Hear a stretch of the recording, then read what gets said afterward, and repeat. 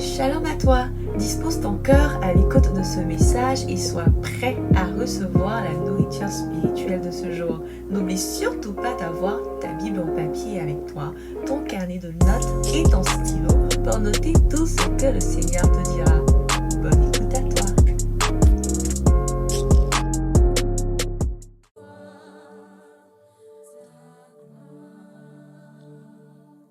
Ta gloire, Seigneur, fais-nous voir ta gloire. Seigneur, fais-moi voir Ta gloire,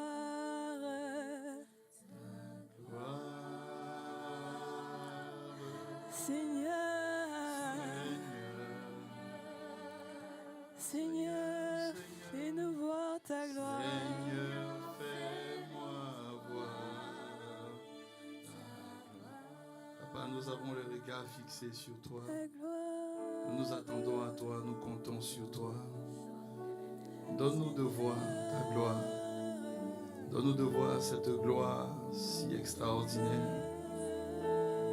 Voir ta gloire, c'est de nous détourner de nous-mêmes, de tout ce que nous pensons réussi par nous, et de regarder à ce que toi, tu as accompli. Voir ta gloire, c'est voir combien de fois, pour atteindre ce que tu as prévu pour nous, cela nous prend de renoncer à nous-mêmes et de marcher sur le chemin de ta vérité, le chemin de la sanctification, le chemin de la croix. Toi, tu n'as pas pris de raccourcis. Tu aurais pu prendre des raccourcis. Tu aurais pu prendre le raccourci d'être couronné par les hommes ici-bas et arrêter la mission que le Père t'avait confiée.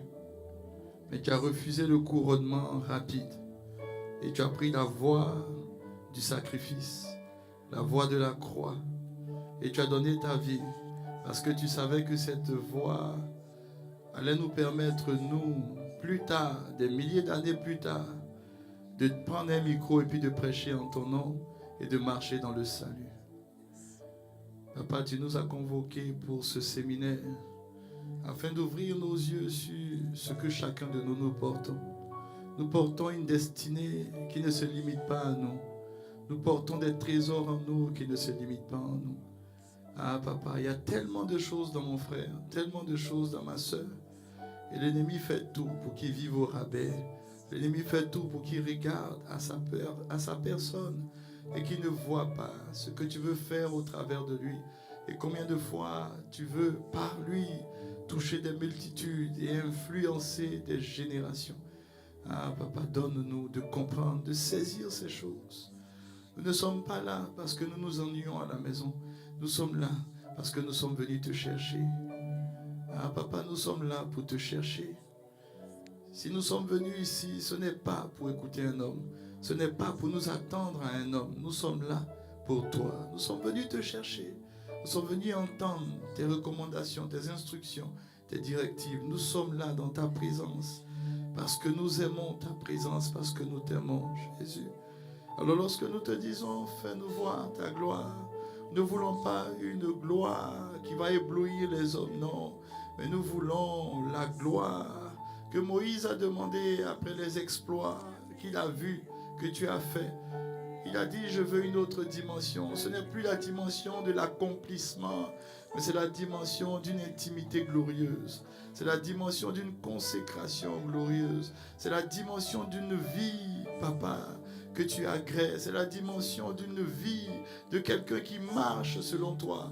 C'est la dimension d'une personne, papa, qui n'est pas satisfait tant que toi tu n'es pas satisfait. C'est la dimension d'une personne qui aime ta présence. C'est la dimension d'une personne qui ne laisse pas ta parole tomber à terre. C'est la dimension d'une personne qui dit, ma vie n'a de sens que si toi tu agrées ce que je fais. Oui, il s'agit d'une personne qui t'aime plus que tout. Et c'est cela lorsque nous disons, fais-nous voir ta gloire. Fais-nous voir ta gloire, papa. Merci pour ta présence. Remplis-nous de ta parole. Fais tomber les écailles de nos yeux. Guide-nous, instruis-nous par ta parole. Nous comptons sur ta parole. Nous nous attendons à ta parole. Nous nous attendons à ta parole. Les brados sachente les brades. Et rebos kumala la brades. Malia brados sotoria bachente les brados. Rebos kotoria brades. C'était à toi l'honneur, la gloire. Dans le nom de Jésus. Amen. On peut acclamer Jésus. On peut acclamer celui pour qui nous sommes là. C'est grâce à lui que nous sommes présents. Alléluia. Gloire à Jésus. Amen. On peut bénir le Seigneur pour les Lévites. Voilà, vraiment, que le Seigneur se souvienne de chacun de vous. Ah, ton acclamation m'inquiète un peu. Voilà. Alléluia. Est-ce que tu peux acclamer le Saint-Esprit de Dieu? Alléluia. Tu as vu comment tu acclames le Saint-Esprit? Tu acclames le Saint-Esprit avec des cris de triomphe. Alléluia. Gloire à Jésus. Maintenant, tu vas te tourner, reste comme ça dans cette position, mais tu vas juste te tourner vers ton frère et ta soeur. Tu vas lui dire, tu as vu comment j'ai acclamé le Saint-Esprit? Maintenant, il faut lui dire que si toi tu vis, c'est que le Saint-Esprit vit en toi. Alors je peux acclamer le Seigneur aussi pour ta vie. Alléluia. Parce que le Saint-Esprit se meut en toi. Alléluia. Gloire à Jésus. Amen. Alors nous allons nous asseoir confortablement dans la présence de Dieu. Bienvenue à notre deuxième jour de séminaire. Nous avons commencé le mercredi dernier. Voilà, je suis très content de tous vous voir. Alléluia. Gloire à Jésus. Voilà, est-ce que tu as bien salué ton voisin tout à l'heure? Voilà, je vous salue tous dans le précieux nom de notre Seigneur Jésus. Content de tous vous voir. Et ça fait un moment que je ne t'ai pas vu. Mais je sais que tu es revenu depuis un moment. Voilà. Mais ça fait longtemps on n'a pas parlé. Voilà. Alléluia. Voilà, je salue tout le monde. Régis, comment tu vas? Content de te voir depuis un moment. Alléluia. Gloire à Jésus. Alors, comme je dis, nous sommes à notre deuxième jour de séminaire. Nous avons commencé le mercredi dernier. Et le mercredi dernier, j'ai posé les fondements de ce séminaire-là. Le thème, c'est pas de raccourci. Pas de raccourci. J'ai posé les fondations. On va certainement continuer encore un peu dans les fondations. Alléluia. Parce que il y a tellement de choses que je vais t'expliquer concernant cela. On s'est appuyé sur Matthieu 7 et on a lu les versets 13, je crois, jusqu'au verset 14, où le Seigneur Jésus nous demande d'entrer par la porte étroite. Jésus parle de deux types de portes. Il parle d'une porte qui est spacieuse et il dit que cette porte spacieuse-là, beaucoup de personnes empruntent ce chemin. Et pour Jésus, c'est un chemin de facilité. Et il dit qu'il existe une autre porte qui est la porte resserrée, qui est la porte étroite, qui est le chemin resserré. C'est un chemin que beaucoup de personnes n'empruntent pas. Pourquoi? Parce que c'est un chemin qui demande de renoncer à soi-même. C'est un chemin qui demande beaucoup de sacrifices. C'est un chemin qui demande beaucoup de travail. Et ce chemin-là, c'est le chemin, Jésus dit, qui mène à la vie. Ça veut dire que chaque fois que tu veux voir la vie, tu veux voir ce que tu fais produire la vie, si tu veux voir la vie dans tes affaires, si tu veux voir la vie dans tes relations avec les gens, si tu veux voir la vie dans tout ce que Dieu met entre tes mains, alors il faut savoir qu'il y a un chemin que tu dois emprunter. Ce n'est pas un chemin qui va te plaire, ce n'est pas un chemin qui est réjouissant, mais c'est le chemin qui va te donner la vie. Et Jésus dit qu'il y a très peu de personnes qui trouvent ce chemin. Ce n'est pas qu'il y a très peu de personnes qui n'arrivent pas à prendre ce chemin. Ce n'est pas ce qu'il dit.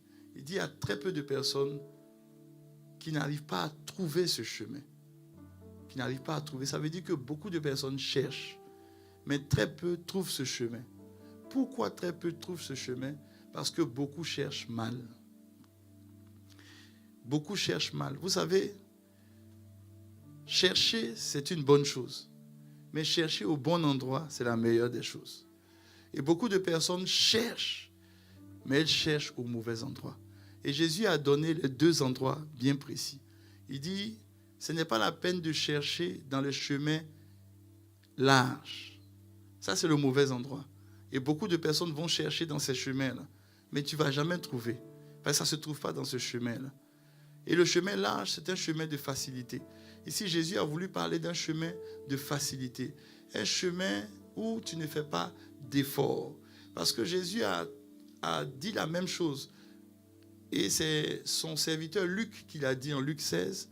Luc a dit la même chose que Jésus en Luc 13, verset 24. Il a dit la même chose. Vous pouvez mettre le passage de Luc, vous allez voir. Il a dit la même chose. Je rends grâce à Dieu pour son serviteur Luc. Parce que Luc était un docteur. Luc 13, pas 16, Luc 13, 24. Luc était un docteur. Et un docteur, c'est quelqu'un qui était capable d'expliquer les choses vraiment avec une certaine approche. Alléluia. Alors Jésus en Matthieu 7, il a dit que le chemin est étroit. Resserré, c'est le chemin qui permet d'avoir la vie. Alléluia. Et maintenant, Luc vient nous dire ceci. Il dit, entrez, voilà, Matthieu 7, c'est bon. Matthieu 7, on l'a tout à l'heure. On va revenir sur Luc. Vous allez voir un peu la dimension, ce que Jésus a voulu dire. Et pourquoi beaucoup de personnes ne trouvent pas la vie, l'accomplissement, l'abondance de la vie et la réussite dans ce que Dieu a réservé pour eux. Parce que c'est un chemin qui est étroit. C'est un chemin qui va te demander des sacrifices. C'est un chemin qui va te demander des renoncements. C'est un chemin qui va te demander de prier plus que d'habitude. C'est un chemin qui va te demander de jeûner. Ce n'est pas un chemin qui va te donner des jeûnes occasionnels. C'est un chemin qui va faire que le jeûne va être ton mode de vie. C'est un chemin qui va faire que la prière va devenir ton mode de vie.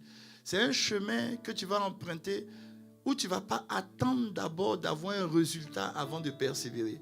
Tu vas te rendre compte que ça va être un chemin de persévérance, Et Luc nous dit ceci, vous allez mettre Luc s'il vous plaît, Luc 13, verset 24, il dit, efforcez-vous d'entrer par la porte étroite. Vous voyez le verbe qu'il emploie, efforcez-vous. Le verbe efforcer vient d'abord de force, mais ça vient aussi d'effort. Faites des efforts pour y entrer. Ça veut dire que le chemin qui est large, c'est un chemin qui te demande le moindre effort. C'est un chemin dans lequel tu n'as pas besoin de beaucoup d'efforts. Et je disais le mercredi dernier que beaucoup d'enfants de Dieu ont des petits projets. Je n'ai rien contre des petits projets. Les amis, selon moi, il n'existe pas de petits projets. C'est la même chose que les mariages. Selon moi, il n'y a pas de petits mariages. Il y a mariage tout court. Tu vois, même si c'est un mariage de $20, c'est quelque chose de grand. Vous voyez? Même si c'est un mariage de $1000, c'est quelque chose de grand. Ce n'est pas grand en fonction des dépenses que tu mets dedans, mais c'est grand en fonction de l'impact que Dieu a mis dedans. Donc, il n'y a pas de petits projets, il n'y a pas de grands projets. Il y a simplement des projets, tout court. Et comme celui qui en toi est grand, tout ce que tu fais est grand. Même si tu sers aux toilettes, c'est quelque chose de grand. Parce que le service aux toilettes va influencer des générations. Donc, c'est quelque chose de grand. Avec Dieu, il n'y a pas quelque chose de petit. C'est le monde qui a catégorisé les choses. Le monde nous a dit qu'il y a quelque chose de petit parce qu'il y a petit argent dedans. Et puis il y a quelque chose de grand parce que tu vas gagner beaucoup d'argent. C'est un mensonge, les amis. La grandeur n'est pas déterminée sur l'argent. C'est les hommes qui déterminent les choses comme ça. Les hommes disent que ton travail, c'est un petit boulot, tu as combien? Non, j'ai $15 à l'heure, donc c'est un petit boulot. L'autre là, il a combien? $100 à l'heure, donc c'est un grand boulot. Qui vous a dit qu'il y a petit boulot à cause de l'argent et puis il y a grand boulot à cause? C'est faux, c'est archi faux. Et c'est le monde qui pousse les gens justement à éviter de faire beaucoup d'efforts et à se contenter du chemin large où il n'y a pas d'effort. Et certains, quand tu leur dis, j'ai un petit projet, pasteur, mon projet c'est un petit projet. Pourquoi il dit petit? Parce que au fond de lui, il sait qu'il n'a pas besoin de beaucoup prier pour ça, parce que c'est petit. Mais peu importe le projet que Dieu te donne, la prière ne dépend pas du projet. La prière est attachée à ta manière de vivre. La Bible dit que tu dois avoir une vie de prière. La vie de prière, c'est ce que tu dois vivre. Alléluia. Et beaucoup prennent le petit chemin. Le chemin de tout ce qui est petit, parce que ça leur demande un moindre effort. Luc dit efforcez-vous. Ça veut dire que tu dois fournir des efforts. Tout ce dans quoi tu ne fournis pas d'efforts ne va pas durer dans ta vie. Parce que ce sont les efforts qui vont t'emmener à mourir à toi-même. Ce sont les efforts qui vont faire que la graine, lorsqu'elle tombe en terre, elle va mourir et elle va produire des multitudes. Ce sont les efforts. Une vie spirituelle sans effort, les amis, ça ne peut pas perdurer. Si tu viens à l'église, qu'à un moment donné, tu ne fournis plus d'efforts, c'est que ta vie d'église ne va pas aller loin. Il y a des moments où tu dois fournir des efforts, où tu dois même, c'est compliqué de te lever pour venir à l'église, mais tu vas te bousculer pour venir. Tu as dit que tu vas prendre ta chair, et puis tu vas dire à ta chair, c'est pas toi qui décides. Tu vois, il y a des moments où tu vas regarder tes humeurs, puis tu vas dire, c'est pas vous qui décidez. Non, mais je le ferai. Et ça ne concerne pas seulement venir dans un endroit. Ça concerne tous les projets que Dieu va mettre dans ton cœur. Tous les projets. Tout ce que Dieu met dans ton cœur. Il n'y a pas de raccourci pour atteindre cela. Il faut t'efforcer. Il faut s'efforcer. Et j'ai pris l'exemple de Exode 13, verset 17, où Dieu dit à Israël, j'aurais pu vous faire traverser un chemin très court. Mais je n'ai pas pris le chemin court. Pourquoi je n'ai pas pris le chemin court? Pendant que je le dis, est-ce que vous pouvez afficher le passage, s'il vous plaît? Je crois que c'est Exode 13, verset 17, si je ne me trompe. Alléluia.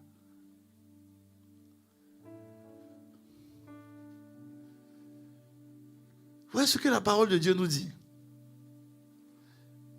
C'est pas un homme qui a dit ça. C'est Dieu. C'est pas un homme qui les a conduits, c'est Dieu. La Bible dit que que Pharaon les a laissés aller, Dieu ne les a pas conduits par le chemin du pays des Philistins. Quoique ce chemin était court, était proche, c'était le chemin de moindre effort. Mais pourquoi Dieu n'a pas fait ça? Parce que Dieu savait que le peuple là, malgré la puissance qu'il a utilisée pour les délivrer, ce peuple n'était pas habitué à la guerre. Ils n'étaient pas prêts à faire la guerre.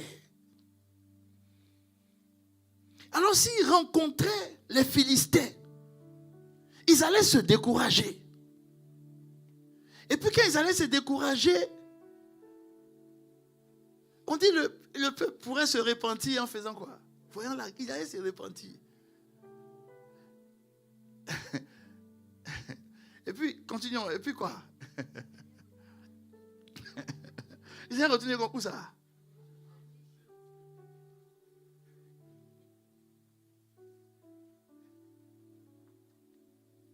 Vous voyez, quand tu lis ce passage, tu te rends compte qu'en fait, quand Dieu n'utilise pas de raccourci avec toi, c'est parce que Dieu t'aime. Et qu'il sait que le chemin peut être long, mais c'est un chemin qui va t'apprendre des choses que tu n'aurais jamais appris si tu passais par un chemin court. Il est Dieu. C'est alors je me suis rendu compte qu'en fait, avec Dieu, il n'y a pas de raccourci. Pourquoi? Parce que pour Dieu, La finalité, ce n'est pas que tu obtiennes ce que tu veux, mais la finalité, il veut qu'il y ait un caractère en toi. La finalité de Dieu, c'est que lorsque tu vas obtenir, que tu n'abandonnes pas ce que tu as obtenu. Oui. Vous savez, je m'assois avec beaucoup de personnes. Et puis je me rends compte que il y a des projets que des gens ont dans le cœur. Mais si Dieu leur avait donné l'argent dont ils avaient besoin pour faire le projet, non seulement ils allaient se détruire eux-mêmes, mais ils allaient passer à côté des autres. Écoute-moi très bien. La vie chrétienne n'a de sens que lorsque on a un cœur pour les autres. Je dis la vie chrétienne, mais en fait même la vie tout court. Parce que tous les désastres qu'on voit sur cette terre, c'est parce que le cœur des hommes est devenu égoïste.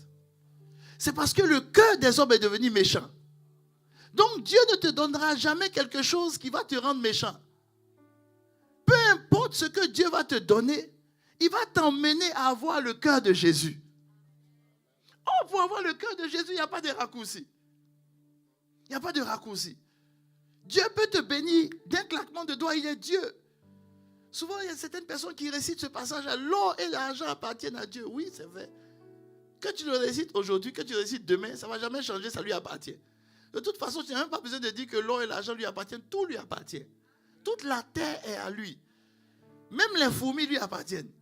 Tout lui appartient. Donc que tu le dises, que tu ne le dises pas, ça ne change pas ce qu'il est.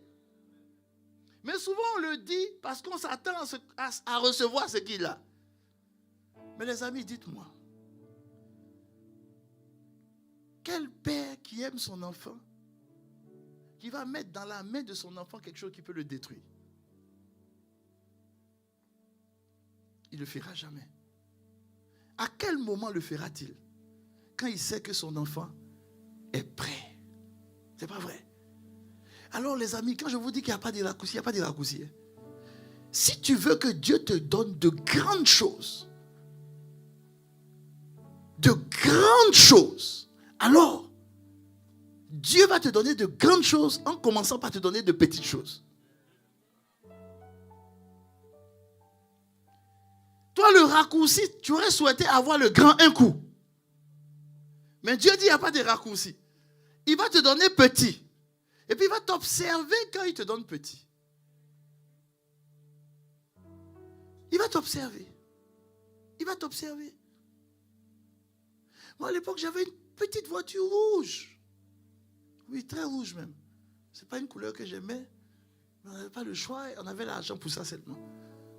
Et je ne voulais pas payer voiture à crédit. On ne voulait pas payer à crédit. On allait payer sur le site qui commence par qui et puis qui se termine par ce que tu sais. Voilà. Après la petite voiture, on était coincés dans la petite voiture. Et un jour, j'ai dit au Seigneur, je veux une meilleure voiture. Alors Dieu dit, je n'ai aucun problème à te donner toutes les voitures du monde. Dieu n'a aucun problème. C'est là que je suis tombé sur un passage qui m'a choqué dans le livre de Proverbes. Là, comme vous allez me trouver ça, parce qu'il y a très longtemps, Dieu m'a donné ce passage-là. Le passage dit que, le passage dit que celui qui prend soin, celui qui ne prend pas soin du bétail est un homme insensé. Un truc comme ça.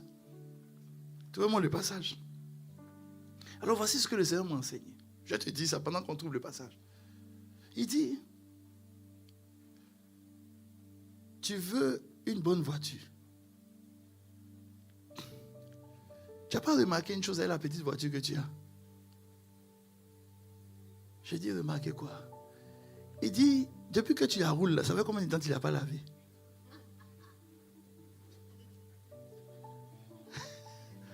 Non, ça fait... mais Dieu, les amis, Dieu est dans les détails. Toi, tu penses que Dieu n'est pas dans les détails? Dieu connaît même tout le nombre de cheveux qui est sur ta tête. Dieu connaît tout. Quand Dieu scanne ta maison, il voit l'endroit où tu jettes les habits sales, où tu entasses les habits sales et puis tu ne laves pas là. Non, il sait tout ça.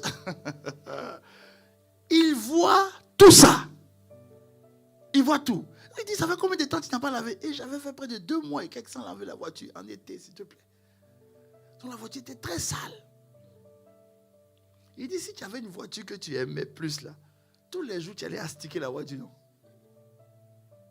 Si tu n'es pas fidèle dans ce qui est petit, comment Dieu peut te donner ce qui est grand? Il n'y a pas de raccourci. Tu dis, Seigneur, suis-moi bien, tu dis, Seigneur, donne-moi une grande vie de prière. Il dit, ok. Avant de te donner une grande vie de prière, je vais te donner une petite vie de prière. Et puis il te donne... Même dans petit... Même dans petit, tu dors. Bon, si tu dors dans petit, on ne peut pas te donner une grande vie de prière. Parce que dans petit, tu ne peux pas. Maintenant, écoute-moi très bien. Si dans petit, tu dors, maintenant tu dis, Seigneur, mets-moi au sommet. En tant que tu es au sommet, les ennemis que tu as au sommet sont multipliés par 1000. Et puis tu dis, pourquoi tu ne m'as pas mis au sommet? Maintenant, Dieu veut te dire quoi? Pourquoi il ne t'a pas mis au sommet? Et quand tu lui poses la question, la seule réponse qu'il te donne, mon fils, je t'aime. Ma fille, je t'aime. Oui. Et tu entends, je t'aime. Tu dis, hein? Seigneur, tu m'aimes? Oui, je t'aime. Mais si tu m'aimes, mets-moi au sommet. Et puis tu répètes, je t'aime. Tu dis, non. Tu vas dans une veille de prière. Puis on prophétise sur toi. On dit, toi, tu ne peux pas imaginer combien de fois Dieu t'aime. Puis tu entends ça, tu dis, c'est ça, moi j'ai entendu ça en prière, il m'aime. Les gens viennent dire encore il m'aime. Tu viens voir le pasteur. Pasteur. On prophétise, on dit, Dieu m'aime. Mais Dieu ne peut pas m'aimer et puis il me laisse dans ce que je suis. Et puis, quand le pasteur, parce que les amis, le pasteur ne sait pas toujours. Quand vous venez parler au pasteur, non, ce n'est pas toujours. Nous, on est toujours prêts à prier pour vous. Donc, tu viens expliquer ça au pasteur, puis le pasteur dit, sors l'onction d'huile. Il faut que je prie pour que l'amour de Dieu soit manifesté dans tous les aspects de ta vie. Puis je prends l'onction, je te badigeonne d'huile. Ouais. Je peux mettre même une de ta tête aux pieds. L'huile peut couler sur tout ton visage. Rien ne va changer parce qu'il t'aime. Et toi, tu as dit, mais non. Mais oui, parce qu'il t'aime. C'est parce qu'il t'aime, il veut t'éviter les Philistins. Parce que si tu rencontres les Philistins, tu vas vouloir retourner dans le monde. Et il y a beaucoup qui retournent dans le monde. J'ai dit, il y a beaucoup qui viennent à l'église, mais leur esprit est déjà dans le monde. Est déjà dans le monde. Pourquoi? Parce qu'ils ont affronté trop tôt des combats dans lesquels ils n'étaient pas prêts. Il n'y a pas de raccourcis. Il n'y a pas de raccourcis. Il y a un chemin que tu dois prendre. Le chemin peut être étroit, resserré. Mais ne t'inquiète pas. Il est étroit pour 2 raisons. Et je vais te dire pourquoi il est étroit. Parce que souvent quand on voit étroit, on a peur. Non. Il est étroit pour 2 raisons. La première raison, c'est qu'il est étroit te permet de faire toujours attention quand tu marches. Mais quand c'est grand, là, tu ne fais pas attention. Tu peux zigzaguer même si tu veux. Or, quand c'est étroit, tu ne zigzagues pas. Ça veut dire qu'à chaque pas, tu fais attention à chaque pas pour ne pas tomber en brousse. Et pour ne pas te perdre. Donc, c'est étroit pour que tu puisses être attentif à ta marche.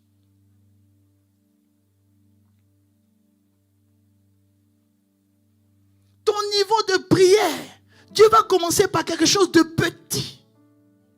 pour que tu sois conscient de ce petit. Première chose. Étroit, pour que tu sois attentif. Deuxième chose, pourquoi c'est étroit?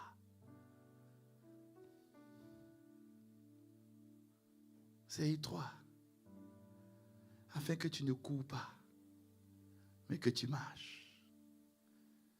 Ben ça, c'est rien de courir. Si tu cours, tu vas t'épuiser avant le temps.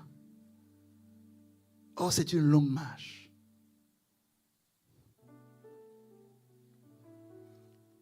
Beaucoup de gens portent de grands projets. Mais il n'y a pas la vie là-dedans. Il n'y a pas la vie dans ce que tu as en main. Parce que tu as choisi le chemin large. Qui t'a demandé moins d'efforts. Pourtant, il faut des efforts.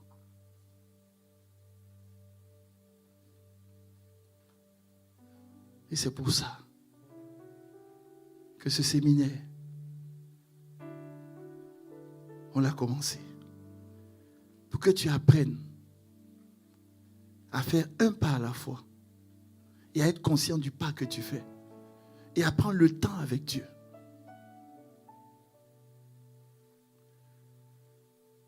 Ce qui transforme un homme, et je vais commencer maintenant à rentrer dans le vif du sujet. Ce qui transforme un homme, ce qui transforme un projet, ce qui fait que tout ce que Dieu met dans tes mains vont réussir. Ce n'est pas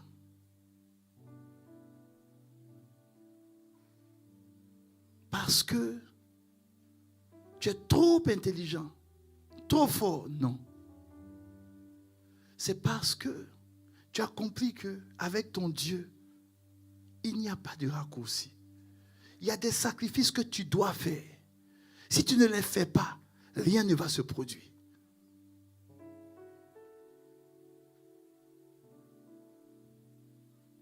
Et le premier sacrifice que tu dois faire,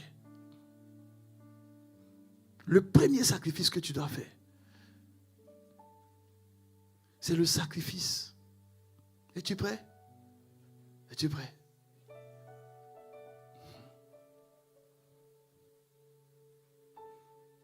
Regarde ton voisin, il faut lui dire le sacrifice de la solitude.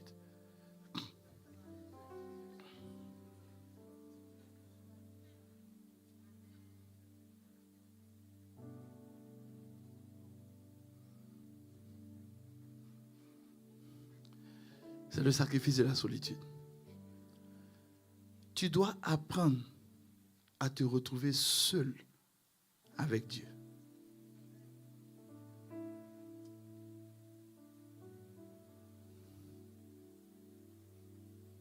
Tu dois apprendre à te retrouver seul avec Dieu.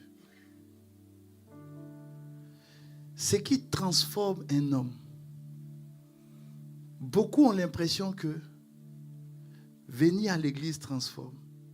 Beaucoup ont l'impression que prier en groupe transforme. Non. Ce qui transforme un homme, la Bible est formelle. C'est lorsque tu le contemples.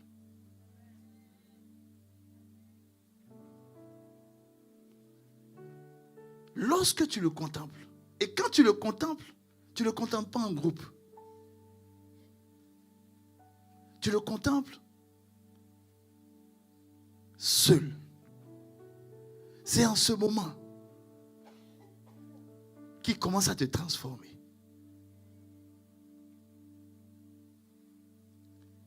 Quel que soit le projet, quel que soit ce que Dieu va mettre entre tes mains, il n'y a pas de raccourcis. Il ne faut pas choisir la voie du nombre. La première chose que tu dois apprendre, c'est tes moments de solitude avec Dieu.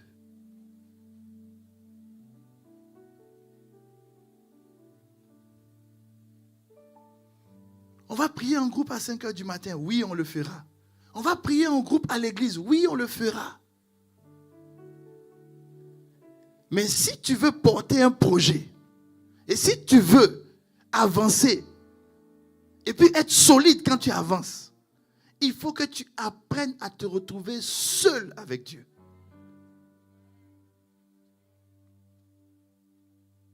Il faut que tu apprennes à te retrouver seul avec lui. La puissance de Jésus, c'était la solitude avec Dieu. Je me suis rendu compte que peu importe le projet que tu vas porter, si tu n'es pas habitué à te retrouver seul avec Dieu, tu n'iras pas loin dans ce que tu fais.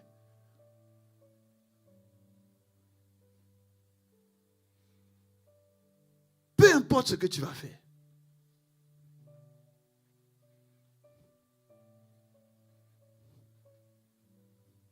La solitude avec Dieu. Je peux parler de la solitude avec Dieu sur 4 ou 5 semaines. Parce que c'est tellement important.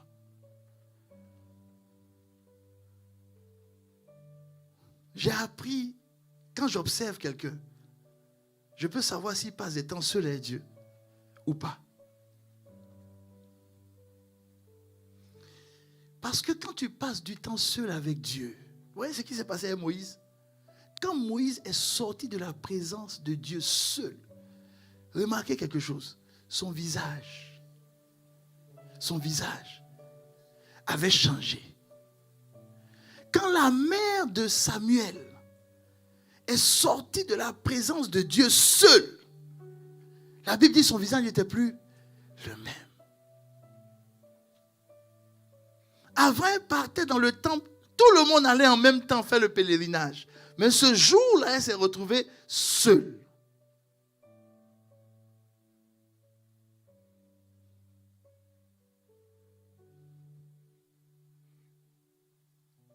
On n'aime pas être seul.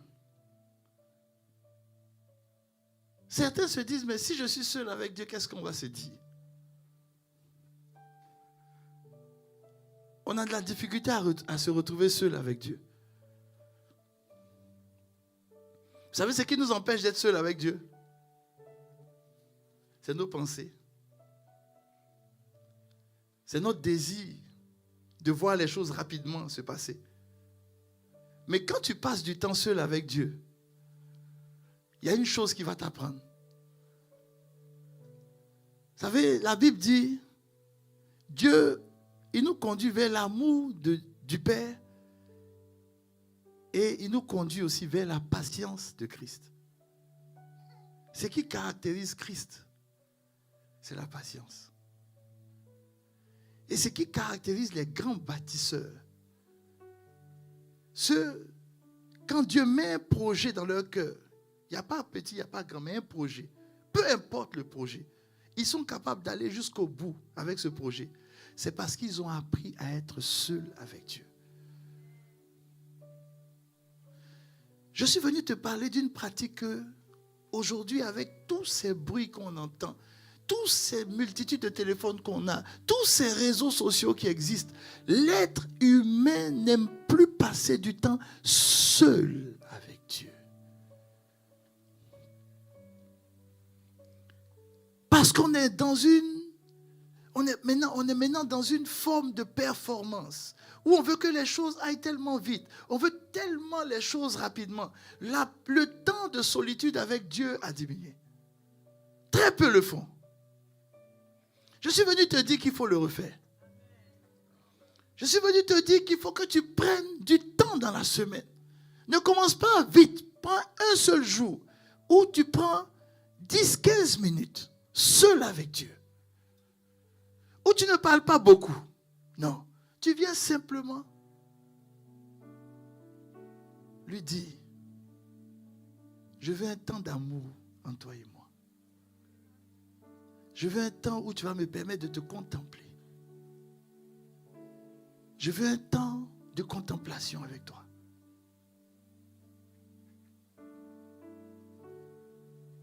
Il n'y a pas de raccourci. Je te disais le mercredi dernier que je vais t'apprendre comment on fait pour prospérer. La Bible dit qu'il faut prospérer comme prospère l'État. Ton âme ne peut prospérer que lorsque tu prends des temps comme ça, où tu le contemples. Et petit à petit, tu vas commencer à lui ressembler. Petit à petit, cette impatience qui est née de toutes les activités dans lesquelles tu étais lancé, cette impatience, cette manière de vouloir les choses, cette manière de voir les choses, ça va commencer à changer. Ça va commencer à changer. Ça va commencer à changer. Tu vas de mieux en mieux entendre la voix de Dieu. Tu vas entendre un peu plus la voix de Dieu. Tu vas ressentir un peu plus sa présence. Tu vas cesser de courir.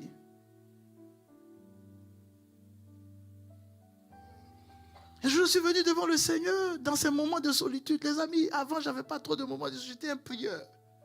Mais quand je te dis un prieur, c'est un prieur. C'est-à-dire que si tu te mets à la porte de ma chambre, tu vas m'entendre prier pendant 2-3 heures. Elle dit, mais le gars, il prie. Parce que je priais. Mais je parlais beaucoup. Mais je l'écoutais très peu. Je n'avais pas de temps de contemplation. J'avais des temps où je parlais.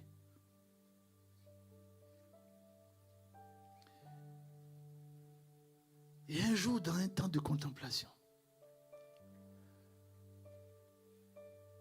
il m'a dit, prends un papier. J'ai pris une feuille. Il dit, écris tous tes projets.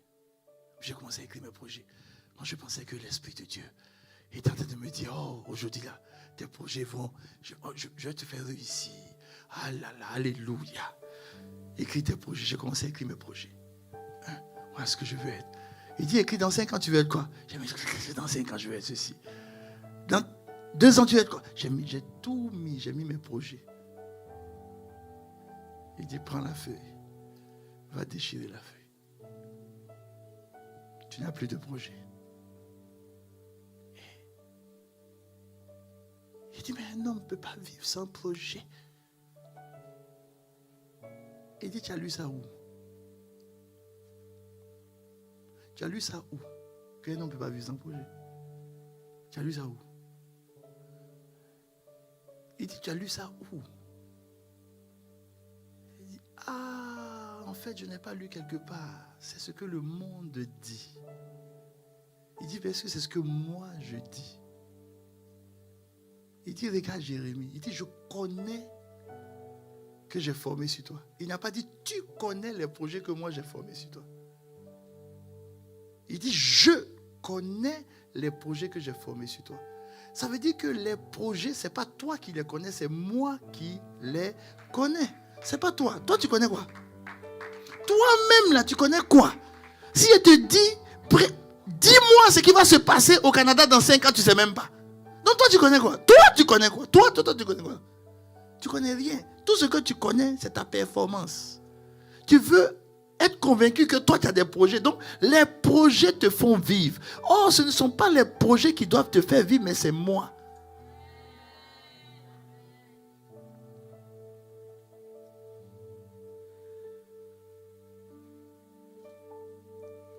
J'ai dit, hé Seigneur.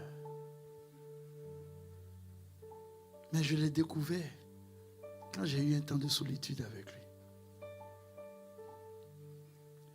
Ça fait qu'aujourd'hui, quand je parle avec quelqu'un, quand la personne me dit, pasteur, je ne sais même pas ce que je vais devenir demain, il dit, ce n'est pas un problème.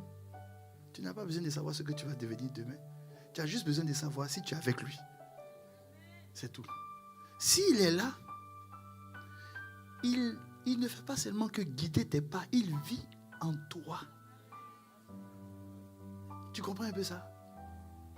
Les amis, quand tu as des temps de solitude avec Dieu, ton cœur n'est plus dans le trouble. Tu n'es plus troublé. Tu n'es plus inquiet. Tu n'es plus en train de courir quand tout le monde court. Non, non. Tu es en paix. Le prince de paix est une vérité, une réalité en nous. Si tu le laisses opérer. Alors j'ai cessé d'avoir mes propres projets.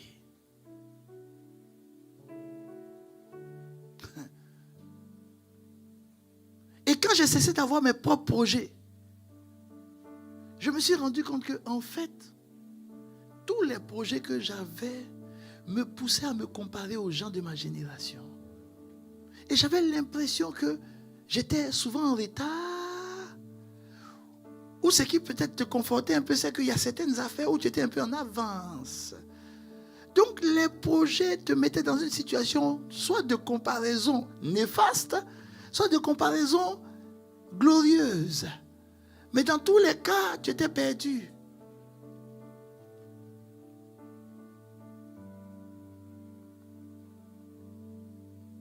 Et il me donne l'exemple de Moïse. Il dit Moïse, en Égypte, il était un grand, éduqué dans la sagesse de l'Égypte. Qu'est-ce qu'il ne connaissait pas? Il connaissait tout. Mais Dieu a pris ce monsieur-là et puis il l'a envoyé dans le désert pour déconstruire tout ce qu'il savait. Parce que, écoutez-moi bien, il n'y a pas de raccourci. Si tu veux la profondeur avec Dieu, si tu veux vivre avec Dieu, marcher avec lui, alors il y a le chemin de la solitude. Il a enlevé du brouhaha de l'Égypte pour l'envoyer dans la solitude du désert, derrière des mers, les moutons. Oui, avant Moïse savait parler. Quand il a passé du temps avec les moutons, il parlait le langage des moutons, sa langue était embarrassée. Un homme qui connaissait la sagesse de l'Égypte, Dieu a tout déconstruit pour en faire de lui un chef, mais de son peuple. Ce que Moïse a fait avec Dieu, il ne pouvait jamais le réaliser avec l'Égypte, bien que l'Égypte était un grand pays. Ce qu'aujourd'hui, sans avoir de projet, que j'ai pu réaliser avec Dieu, je ne l'aurais jamais réalisé si j'avais des projets. Écoute-moi, il n'y a pas de raccourci. Ça te prend des moments de solitude avec lui. Parce qu'il veut déconstruire ce que le monde a construit en toi. Il veut briser tous les schémas que le monde a posé en toi. Les chemins du monde de réussite ne sont pas les réussites de Dieu. Les chemins de fonctionnement du monde, ce n'est pas comme ça que Dieu fonctionne. Il veut briser tout ça pour t'emmener à marcher et à lui ressembler.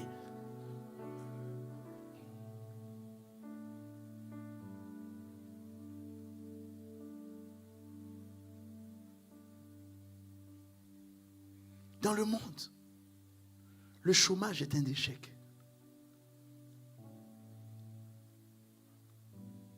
Mais pour Dieu, le chômage peut être ton salut. Dans le monde, écoutez-moi bien. Dans le monde, être l'héritier de Saül, et pendant que Saül était bizarre, accéder rapidement au trône, c'est les voies du monde. Mais Dieu a permis que ce Saül, ce roi-là, poursuive David, fatigue David. Mais tout ce que David a vécu, c'est ce qui a fait de lui un grand roi. Quand tu viens dans la solitude avec Dieu, c'est en ce moment que tu comprends tes combats. Tu comprends les choses qui n'ont pas marché dans ta vie. Tu cesses de courir. Et tu commences maintenant à aller à son pas et à son rythme.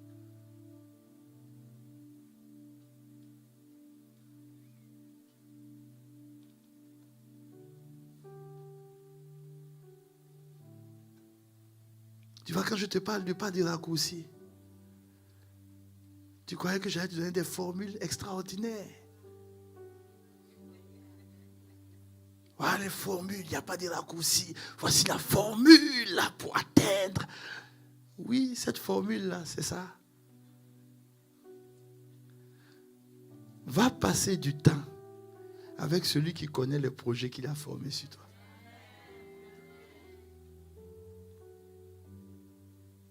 Va passer du temps avec celui qui connaît le projet qu'il a formé sur toi. Peu importe contre, la personne que tu aimes, elle ne saura jamais les projets que Dieu a formés sur toi. Elle va te regarder pour te dire, quand je te regarde, ça là, ça peut marcher avec toi. Mais ce n'est pas elle qui a formé les projets sur toi. Celui qui a formé les projets sur toi sait exactement où il t'envoie. Où il t'envoie.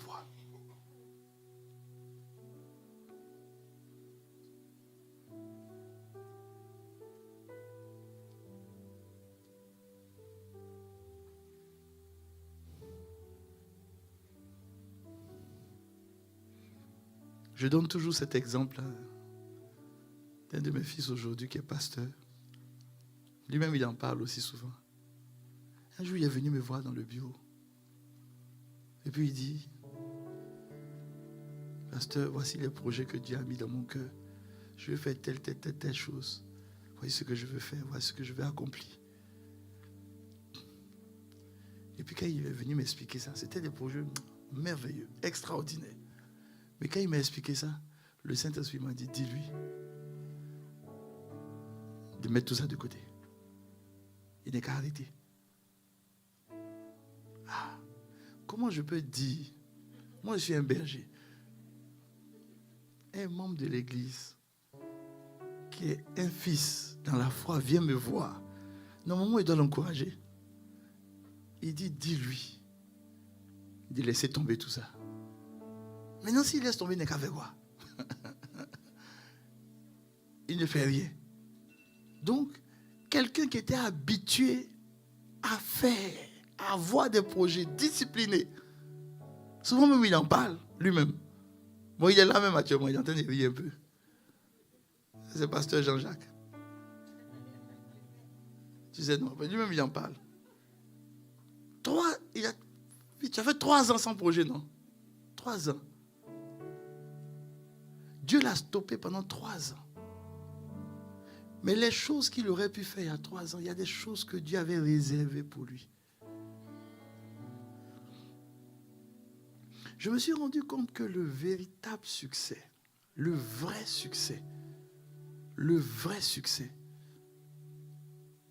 ça se trouve dans des temps d'intimité et de solitude avec Dieu.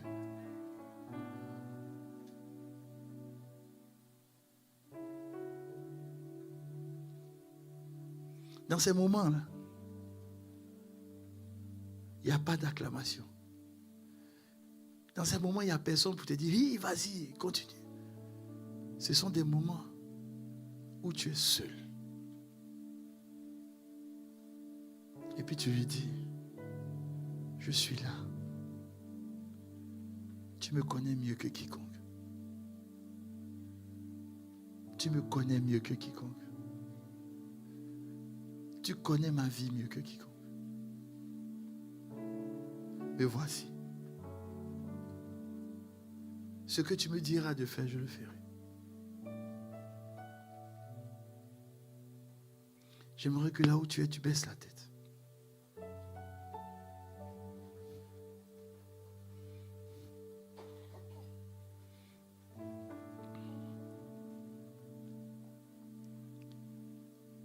C'est un temps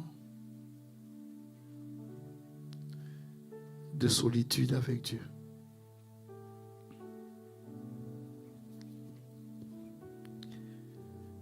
C'est ce que Jésus a appelé, tu rentres dans la chambre et tu fermes la porte.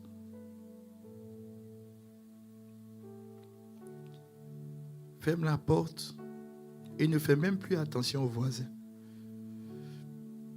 Ne fais pas attention à ton époux ou ton épouse. Tu es seul avec celui qui te connaît. Tu es seul avec celui qui a fait de toi qui tu es. Tu es seul avec celui qui t'aime plus que quiconque. Tu es seul avec celui qui est le seul à donner sa vie pour toi. Aucune personne ne peut faire ce que lui il a fait.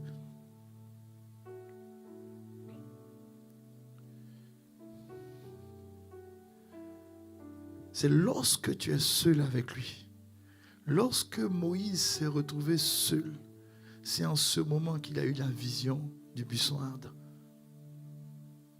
Il n'aurait jamais eu cette vision s'il était en Égypte. Il n'aurait jamais eu cette vision s'il était entouré d'une multitude. Il y a cette vision-là que le Seigneur veut te donner, qu'il veut mettre dans ta vie. Mais tu as peur d'être seul avec lui. Parce que ta conscience souvent t'accuse sur tes péchés, sur tes erreurs, sur tes manquements. Mais lui ne t'accuse pas. Si tu ne viens pas te blottir dans ses bras pendant que tu as fait des fautes, vers qui vas-tu te tourner? Tu me diras, pasteur, depuis que j'ai péché, je n'arrive pas à m'approcher de lui. Mais tu veux t'approcher de qui? La seule personne qui peut te pardonner, c'est lui. La seule personne qui peut ôter ton péché, c'est lui. La seule personne qui peut t'accueillir, même quand tu es souillé, c'est lui. Alors pourquoi tu as peur de t'approcher? Tu as peur parce que l'ennemi est cet accusateur qui te fait croire que Dieu t'en veut et que Dieu est prêt à te détruire. Dieu aime les cœurs repentants.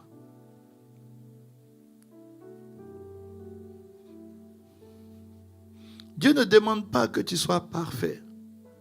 Dieu demande simplement qu'il y ait au fond du cœur de l'homme la vérité.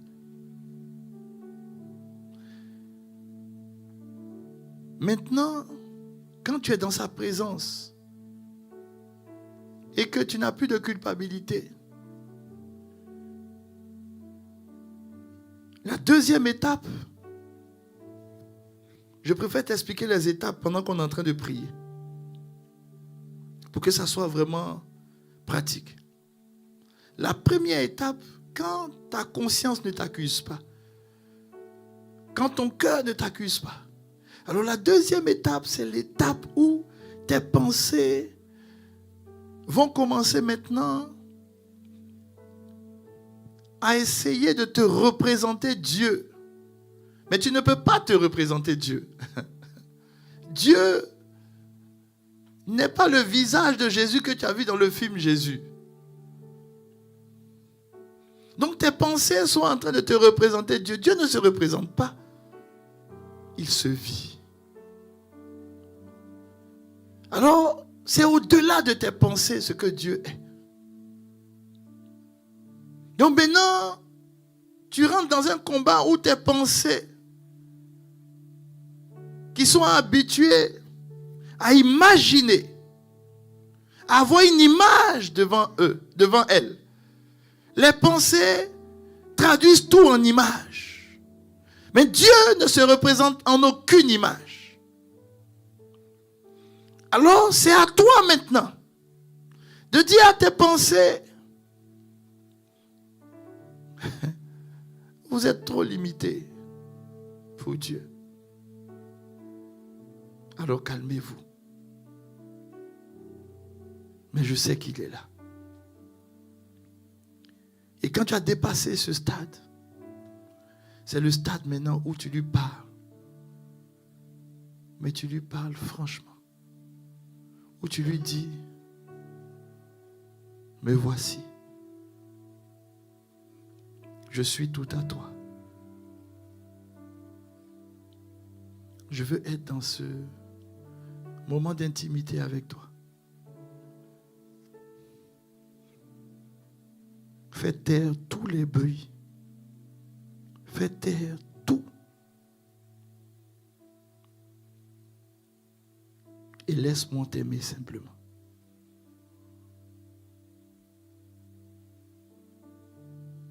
Et tu vois, c'est là que ton cœur, et c'est là que ton esprit,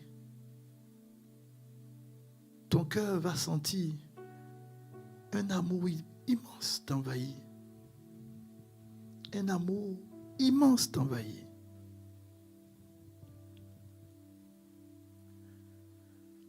Et ton esprit va commencer à l'adorer.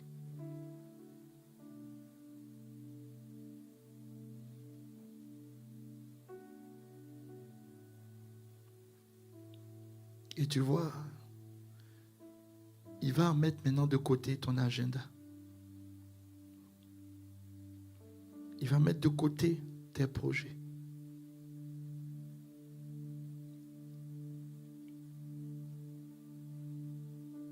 Et il va te donner sa paix.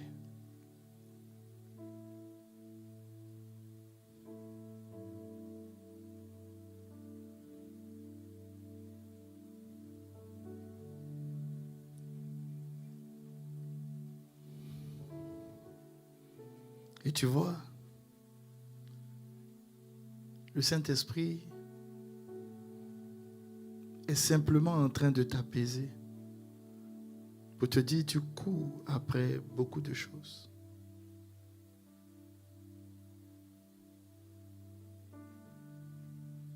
Tu cours après beaucoup de choses. Mais toutes ces choses vers lesquelles tu cours, ce sont des choses de néant. Parce qu'elles vont toujours te laisser un goût d'inachevé. Que sert-il à un homme de gagner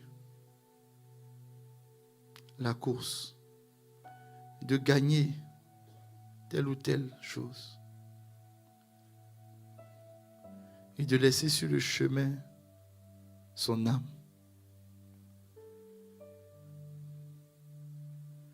Alors tu te rends compte que la véritable prospérité de l'âme,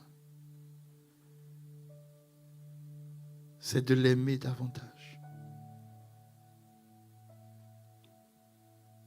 Il est en train de t'apaiser. Il est en train d'enlever en toi les projets que le monde a mis en toi. Cette course à la performance, cette course à l'accomplissement, cette course au moi. Moi j'ai plus. Moi j'ai accompli ceci. Moi je suis cela.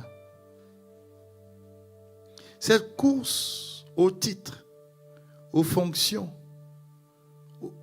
aux positions.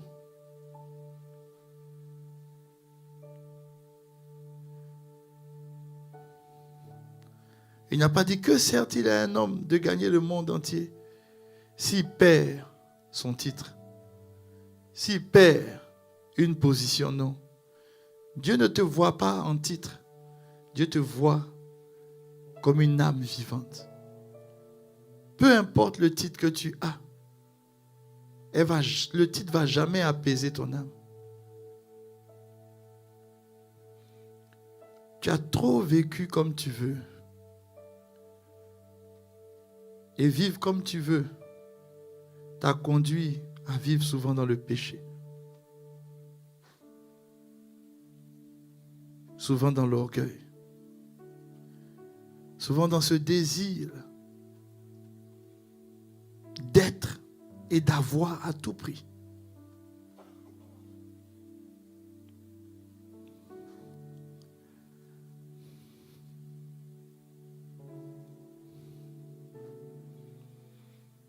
Je ne veux rien sans toi.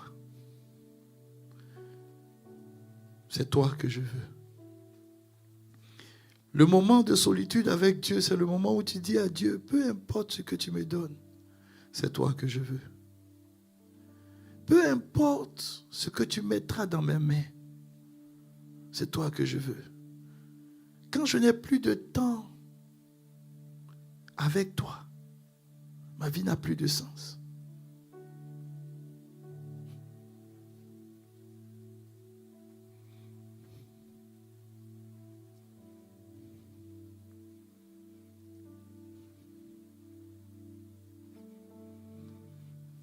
Sans toi, je ne peux rien.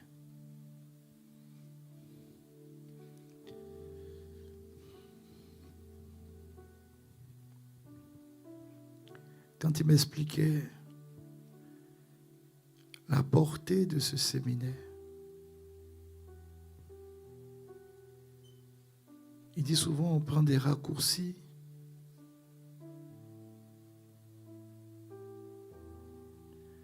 Parce qu'on ne veut pas développer notre intimité avec lui.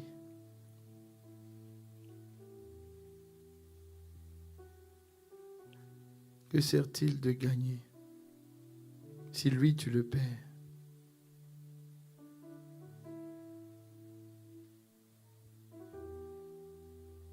Tout ce que tu vas obtenir,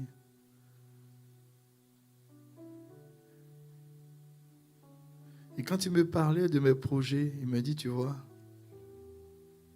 tu cherches un niveau de vie. Est-ce que tu sais qu'il existe deux types de richesses? Il dit, il y a les richesses que tu connais, mais il y a les richesses véritables. Il dit les richesses véritables.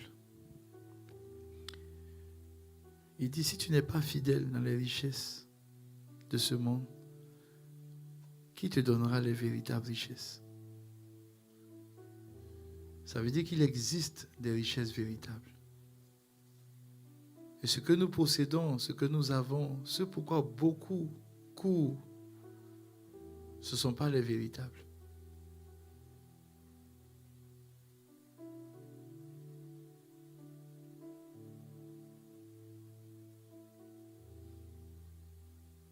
Ce ne sont pas les véritables. Alors il m'a dit, peu importe ce que tu vas avoir, tous les projets que tu vas accomplir,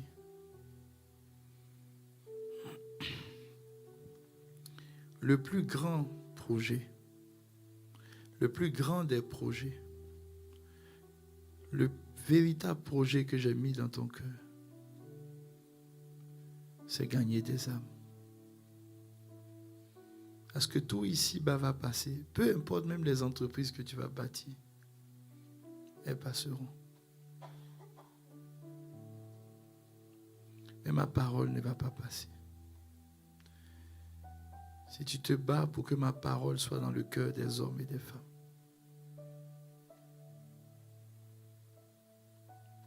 tu peux sauter de joie que tu as réussi. Et lorsque tu deviens ce canal par lequel je passe pour atteindre des vies, pour toucher des vies, pour changer des vies. C'est dans tes moments de solitude que papa a le temps de corriger souvent les trajectoires que tu prends. Et dans ces moments de solitude qu'il a le temps de corriger tes attitudes, tes réactions. C'est dans ces moments de solitude qu'il t'apprend à aimer, qu'il t'apprend à marcher comme lui, qu'il t'apprend à vivre comme lui. C'est dans ces moments de solitude qu'il t'apprend à tenir quand tout va mal. Aujourd'hui, à cause de beaucoup d'activités, on s'en éloigne.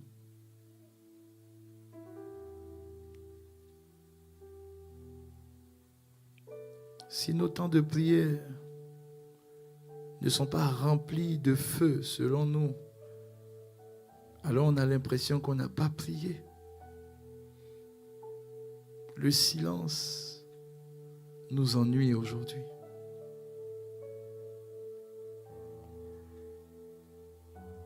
Quand l'homme de Dieu n'a pas envoyé de révélation et de feu, alors on a l'impression qu'on a manqué quelque chose. Il n'y a pas de raccourci.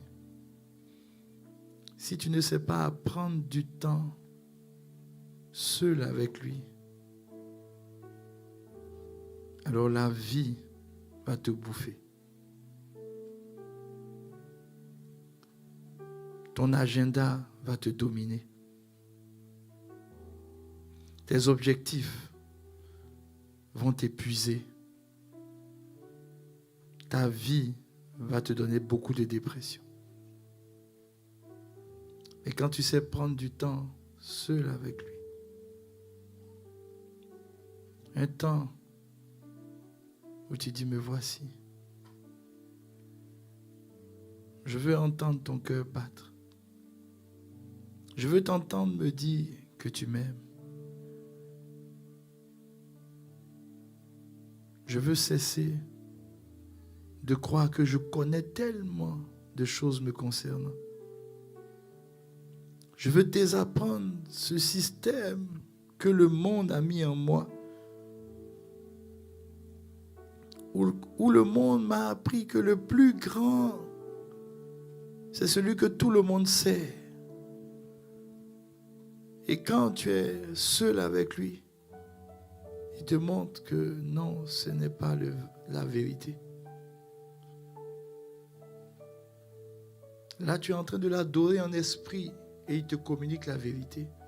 Il te dit, le plus grand, c'est celui qui est au service des autres. C'est ça la grandeur de Dieu.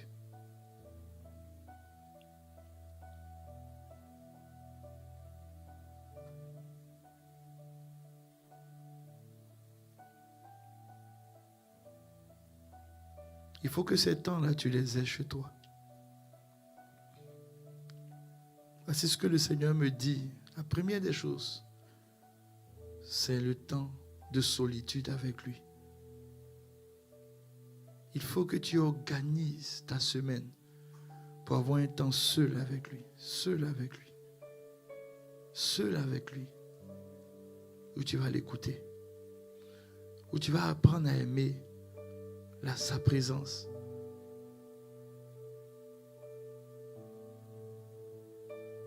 Où tu vas apprendre à le contempler. Tu vas voir, il va t'envahir de son amour. Quand tu vas sortir de là, toutes tes rancunes, tu vas voir. Il y a une sœur que je connais bien qui me parlait après son parcours de porteur de vie. Elle n'avait jamais expérimenté la solitude avec Dieu. Elle a appris à se retrouver seule avec lui. Elle dit, pasteur, j'étais avant râleuse. Je me plaignais tout le temps. J'aimais me plaindre des gens, me plaindre de tout. Et pasteur, il s'est passé quelque chose. Au fur et à mesure que je passe du temps seul avec papa, j'ai commencé à aimer mes temps de solitude avec lui. Et plus je passe du temps avec lui, plus je commence, quand j'ouvre la bouche, au lieu de me plaindre, je commence à rendre grâce. J'apprécie les faibles commencements. Je refuse de critiquer, de me dire. Mais pasteur, tu sais ce qui a été étrange? Pendant près de 2-3 semaines, j'ai manqué mes temps de solitude avec lui. J'étais tellement happé par le boulot, par telle chose, par telle chose. Et c'est étrange, au bout de ces 3 semaines, j'ai recommencé à critiquer, j'ai recommencé à me plaindre. Je me suis surpris en train de le faire. Et j'ai dit non. Je comprends pourquoi Jésus, chaque jour, il avait ses temps seul avec le Père. Ce que nous sommes en train de faire ici, bien-aimé, il n'y a pas de raccourci. Ne le fais pas une fois en passant. Fais-le régulièrement. Que cela devienne comme une nourriture pour toi. Comme quelque chose auquel ton âme soupire. Parce que ta vie en dépend. Tu veux être transformé en la même image que lui.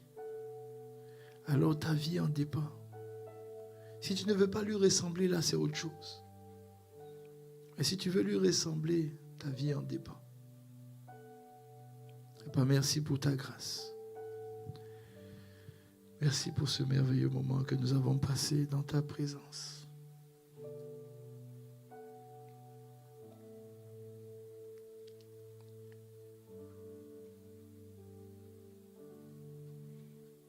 Merci, Papa.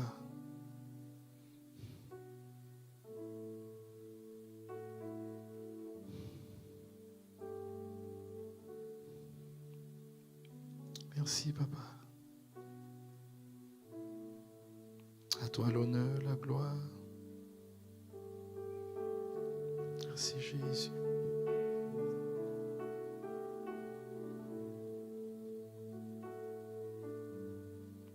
Amen. Gloire à Jésus.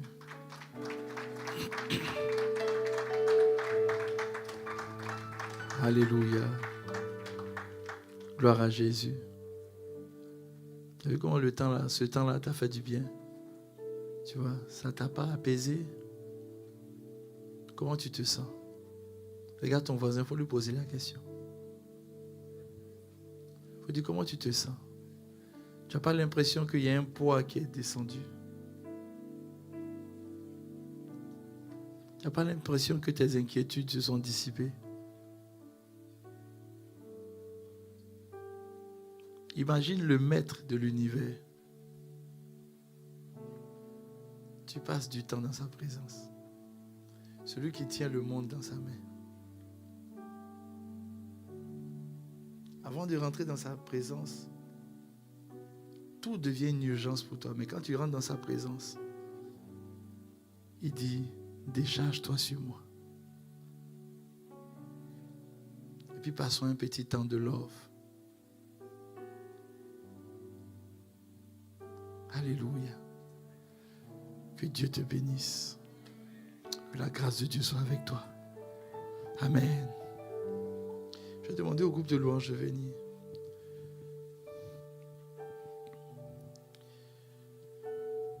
Et nous allons prendre 5 minutes d'adoration.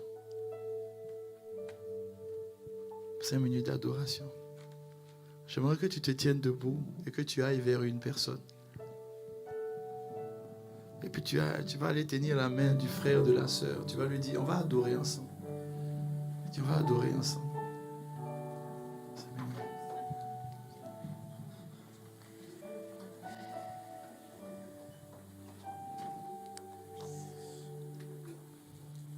Tu vas adorer ensemble. Comme son fils. Je ne peux rien sans toi, je ne veux. Attends, ce soir. Alléluia. On va adorer, on va adorer.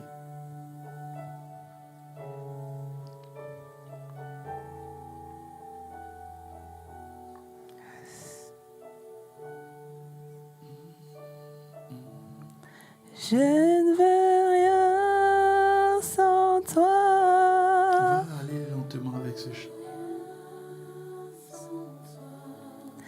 Je ne veux rien sans toi.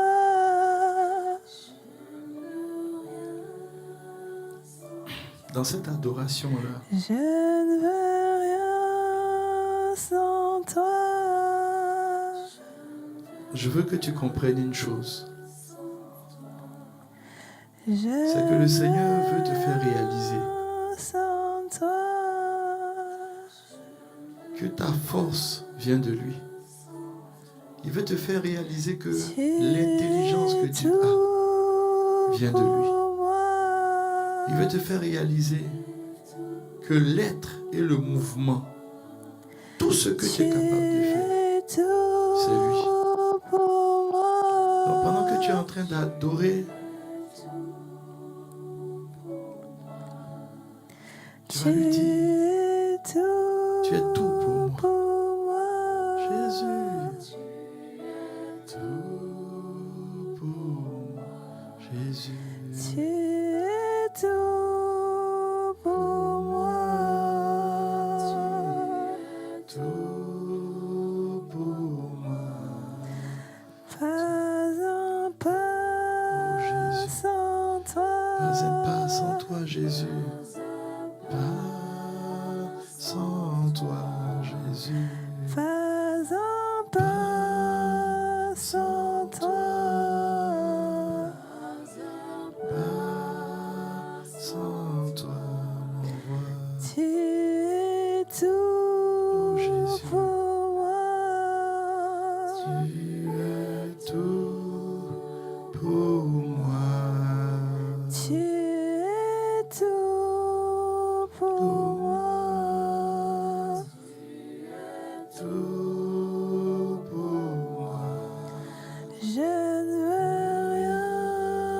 sans toi. Je ne veux rien sans toi. Je ne veux rien sans toi. Sans toi, Tu es tout pour moi. tout pour moi, mon Dieu. Tu es tout pour moi. Oh Jésus, oui je le vois. Je ne veux rien sans toi.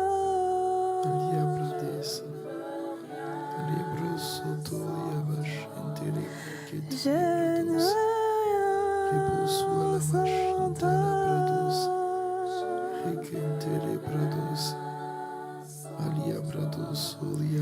Tu es tout pour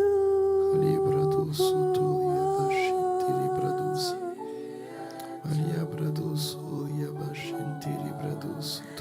Tu es tout pour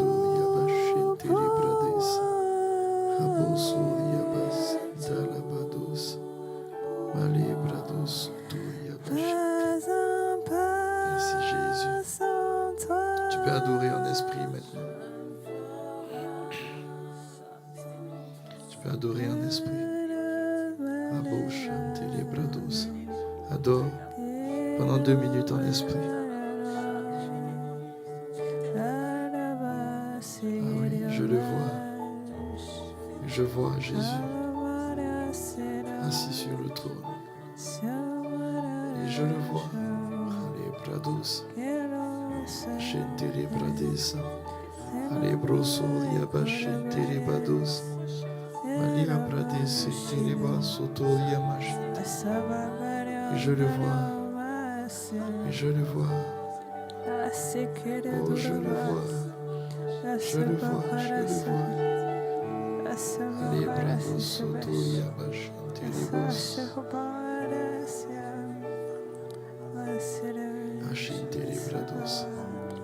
Et je vois Jésus assis sur ton trône de gloire.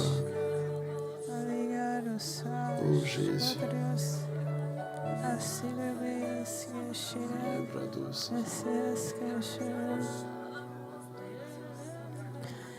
Je les vois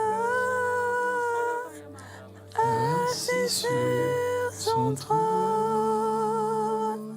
Jésus sur son trône. Oui, je le vois. Oui, je le vois, je le vois, je le vois. Oui, je le vois. Et les bras d'os. Assis sur son trône. Jésus sur son trône. Oui, je le vois. Oh Jésus. Il est puissant. Et c'est lui qui règne. Les beaux santé les bras d'os. Oui, sur Les toute bras la d'os. terre. Ayamashita la brades qui était les beaux. Il est assis sur son trône élevé. Il est puissant. Et c'est lui qui règne. Oui, sur toute la terre. Il est assis sur son trône. Il est puissant. Et c'est lui qui règne. Et c'est lui qui règne. Oui, sur toute la terre. Sur toute la terre. Il est assis. Il est assis sur son trône. Il est puissant.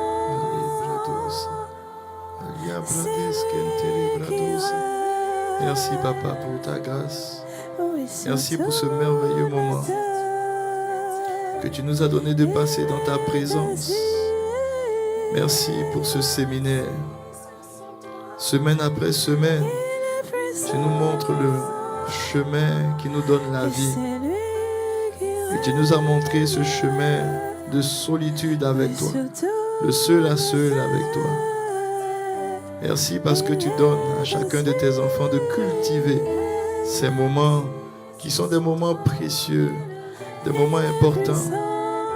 Oh papa, ces moments où nous venons devant toi, oui, tels que nous sommes, sans rien dissimuler, sans rien cacher. Merci, merci pour ce merveilleux moment. Et c'est un moment où tu soulages ceux qui portent des fardeaux, ce moment où tu apaises les cœurs meurtris, c'est ce moment où tu restaures les vies brisées, c'est ce moment-là où tu déconstruis en nous ce que le monde avait placé, avait pris toutes ces années pour mettre tout ce qui rendrait tes fils et tes filles malheureux, malheureux dans le cœur, tristes dans le cœur. Tu viens ôter tout cela, tout ce qui était trouble, tout ce qui empêchait tes enfants de vivre ta paix. Et c'est dans ce moment d'intimité, de seul à seul avec toi, que Jacob disparaît et que Israël naît. C'est dans ce moment-là que celui qui transporte les projets extraordinaires pour nous, il met ses projets dans nos cœurs. Et le projet le plus grand, c'est une vie consacrée à te servir. Merci pour ta grâce. Merci pour ce merveilleux moment que nous avons passé dans ta présence. À toi l'honneur, à toi la gloire. Oh papa, il est bon de se tenir les mains entre frères et de t'adorer. C'est une communion extraordinaire. Ah, tu nous montres combien de fois il est bon pour des frères de demeurer ensemble dans ces moments-là. Oh Jésus. Dans ces moments, nous voyons combien de fois tu es vivant, tu es présent dans ce lieu. À toi l'honneur, la gloire. Dans le nom de Jésus. Amen. C'est vrai qu'on n'a pas envie que ces moments-là terminent. On peut rendre gloire à Jésus. Amen. On ne veut même pas que ces moments-là puissent se terminer, mais c'est très important. Je veux que tu puisses continuer à la maison. Prends du temps. Prends du temps dans sa présence. Tu vois, viens te décharger dans sa présence. Sois toi-même dans sa présence. Et tu vas voir que ces moments de solitude, ta vraie identité, ce que tu es, ce qu'il a mis dans ton cœur, tu vas voir combien de fois Dieu va opérer. Pendant que tu passes du temps avec lui, tu vas voir, il va faire tes combats. Il va faire tes combats. Moi, j'ai vu combien de fois dans ces moments-là, Dieu bâtit là où je m'inquiétais avant. J'ai cessé de m'inquiéter et j'ai vu Dieu faire des combats auxquels je n'aurais jamais pensé. J'ai vu Dieu agir là où je n'aurais jamais pensé. C'est très important. Il n'y a pas de raccourci. Il faut que tu aies ces moments-là. Il faut que tu aies ces moments. Je vais t'encourager à avoir ces moments-là. Que Dieu te bénisse. Alléluia. On peut acclamer Jésus. Amen. Merci d'avoir écouté cette prédication. Si ce message t'a fait du bien, n'hésite pas à liker, commenter et à partager cette vidéo à tes proches. Abonne-toi à notre chaîne YouTube pour ne rien manquer des prochaines publications. Que Dieu te bénisse.